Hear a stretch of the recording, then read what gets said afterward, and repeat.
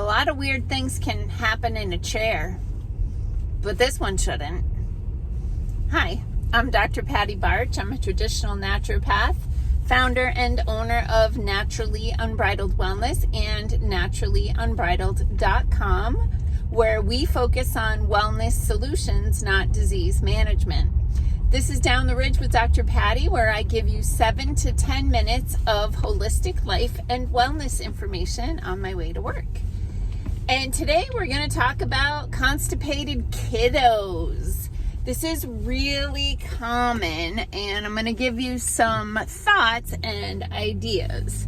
So the opening here about a lot of things supposed to happen in a chair, but this isn't one of them, and I'm talking about pooping.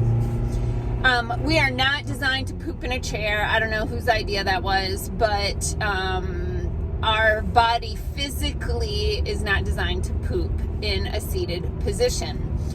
We are supposed to poop in a squat. If we were hunters and gatherers, we would not have a chair to sit in to poop. What is that? Ugh, possum. Gross. We would, if we were hunters and gatherers, we would go out, probably dig a little hole, squat down, poop in the hole, cover it up, right? Kind of like a cat. So when we go into a squat position where the knees are above the hips, the pelvic floor muscles shift forward and open up the rectum to allow for a complete emptying of the bowel. So I remember years ago, my neighbor's daughter talking about a camping trip to the Boundary Waters, and her saying, did you ever notice when you're camping in the Boundary Waters how much you poop? And that's because you get into a squat and everything opens up to allow things to come out the way they're supposed to. So what happens with little kids? So obviously when babies are born, they have very poor muscle tone. They can poop laying down. I challenge you to do that, but don't. They can poop laying down because they don't have like intact muscle tone in any part of their body at that point, especially like in their pelvic floor. And those muscles develop over time. But what happens once the kid gets to an age where they start potty training, where do we start them, right? We start them on these little tiny stools, these little seats that are very low and have a little pot thing that comes in and out so you can dump their business down the toilet.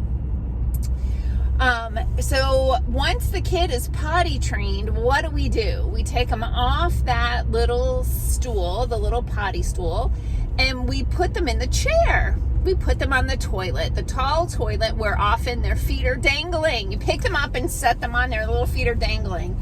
And so they can have a hard time pooping. In my office, we have suites in the office with a common restroom area, and one of my staff members the other day we have a autism school in the building, and so there's often like nannies in the bathroom with the autism kids, and one of my coworkers was saying that somebody was in there with a little kid, and the kid was like, I'm trying to poop and I can't. Well, get that kid a squatty potty. So Squatty Potty is just a company that designed this horseshoe-shaped stool that fits around the toilet that you can set your feet up on so that you can get your knees above your hips. And so this is the problem with little kids. So little kids that finally get potty trained, they have a really hard time pooping on the toilet. And so then parents will tell me like, he never poops, and when he does, it's huge. It clogs the toilet, and that's because that poor kid has been so backed up for so long. So this is why little kids that are potty training end up doing things like going behind the couch or into another room where they can squat down, they poop in their pants, or they take off their pants and they poop behind the couch. This is not behavioral. This is the fact that the kid has a tummy ache because they can't poop in a chair. So they find a private place because they know they're not supposed to poop in their pants or poop behind the couch, but they've got to relieve themselves somehow. And so that's what happens. So the solution to that is get them back on the potty stool, right? Get them back on the tiny little chair where they can get their knees up above their hips, or get a squatty potty. They have all different kinds. I think it's squattypotty.com. We carry some in my office, so if you just want to pop in and get one, they're like, I think $25. Yeah, I think they're $25. Anyway, that can be a really helpful thing in helping a little kid who is having trouble pooping. So what will the doctors do? Put them on freaking Miralax. Don't get me started on Miralax. I can't take it on a Monday morning. The other thing that happens is, God, we feed these kids crap. There's a theme to my videos. So you're feeding them foods that bind up their butts, right? So you're feeding them cheese, right? String cheese all the time. This like cheese as a snack, string cheese, cheese curds, all the things. And then like simple carbohydrate things made out of flour, like crackers, chips, bread, pizza, that turns into paste and binds up the colon. They aren't eating enough fiber. So then you give them applesauce that has high fructose corn syrup added to it. So now the behavior problems start because of the blood sugar swings.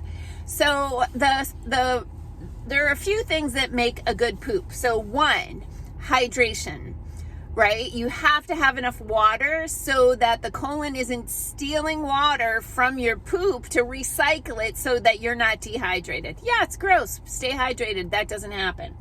So hydration is the first key. Fiber is the second key. So fiber is your friend. Fiber and water get together in your colon and they make beautiful Play-Doh Fun Factory poops. And then the third thing is pooping position.